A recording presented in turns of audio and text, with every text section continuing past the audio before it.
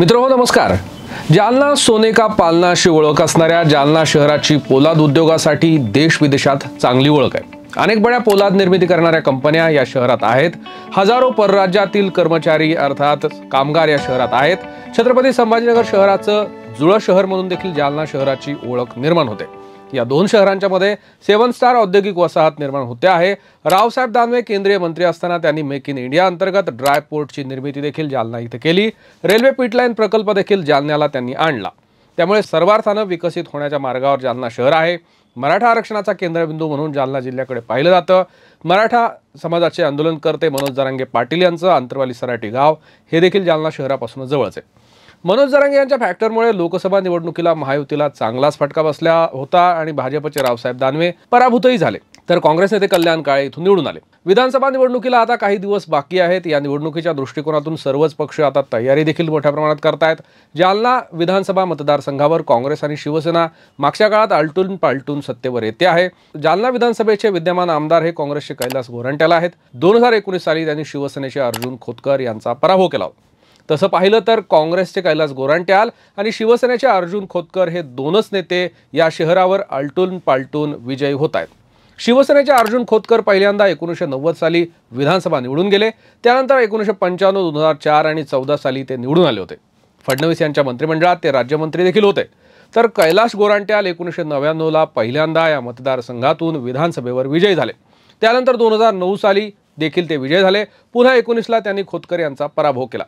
यंदाच्या विधानसभेला महायुतीकडून अर्जुन खोतकर यांनाच उमेदवारी मिळण्याची शक्यता आहे। तसंच गोरंट्याल यांच्याही काँग्रेसच्या उमेदवारीवर चांगला दावा आहे। त्यामुळे याच दोन नेत्यांमध्ये पुन्हा एकदा इथं तगडी फाईट होण्याची चिन्ह दिसत आहेत। तसं पाहिलं तर खोतकर यांना विरोधी उमेदवारापेक्षा महायुतीमधल्या स्पर्धकांचा फटका बसत आलाय। खोतकर आणि दानवे या दोन नेत्यांमध्ये कायम वाकयुद्ध मागच्या काळात पाहायला मिळालं। 2019 साली खोतकर यांनी दानवे यांच्यासमोर लोकसभेला आव्हान देण्याचं ठरवलं होतं, मात्र मातोश्रीनं समजूत घातल्यानंतर त्यांनी माघार घेतली होती। मात्र 2019च्या नंतर झालेल्या विधानसभा निवडणुकीत खोतकर पराभूत झाले।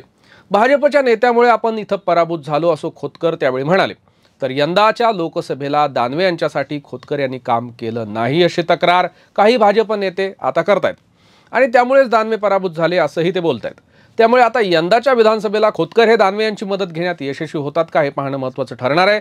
तसंच शिवसेनेत झालेल्या फुटीमुळे खोतकर सध्या एकनाथ शिंदेंच्या सोबत आहेत, तर शिवसेनेचे महत्त्वाचे पदाधिकारी आणि खोतकर यांचे कार्यकर्ते मात्र ठाकरेंच्या सेनेत आहेत।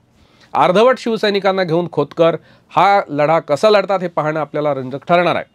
महाविकास आघाडीमधून काँग्रेस, शिवसेना उद्धव ठाकरे पक्ष आणि राष्ट्रवादी शरद पवार हे 3 पक्ष आहेत। त्यामुळे महाविकास आघाडीकडून काँग्रेस पक्ष ही जागा लढवेल असं सांगितलं जातं। काँग्रेसकडूनही यंदा गोरंट्याल हेच प्रबळ उमेदवार असणार आहेत। मात्र मराठा आरक्षणाचा प्रश्न पाहता काँग्रेसकडून कुणी मराठा चेहरा दिला जातो का हे देखील पाहावं लागणार आहे। कैलास गोरंट्याल यांनी जालना शहराच्या पाण्याचा प्रश्न सोडवल्यामुळे त्यांना जलसम्राट अशी पदवी काँग्रेस कार्यकर्ते देतात। जालना शहर विधानसभा मतदारसंघामध्ये मराठा, मुस्लिम आणि इतर बहुसंख्य ओबीसी समाज देखील आहे। प्रामुख्याने शहरी मतदारांच्या बळावर गोरंट्याल इथं विजय होत आलेत। अर्थात खोतकर आणि गोरंट्याल यांच्यात जय पराजयाचं अंतर हे अगदी काही मतांमध्ये मागच्या काळात आपल्याला पाहायला मिळतंय। आपण जालना शहराच्या विकासासाठी सातत्याने प्रयत्न करत आहोत।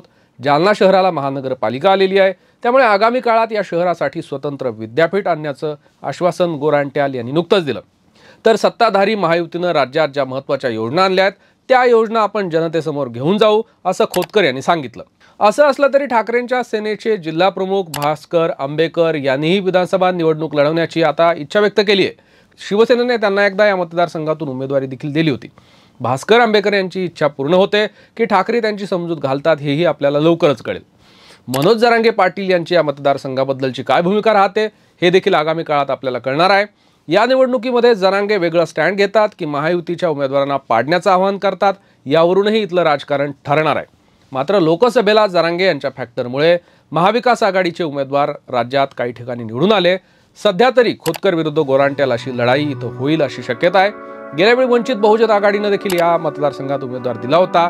यंदा त्यांचा उमेदवार किती प्रमाणात प्रभाव पाडतो हे देखील आपल्याला पाहावं लागणार आहे। मंडळी, तुर्तास वेळ झाली इथेच थांबण्याची। पाहत रहा कडक बात।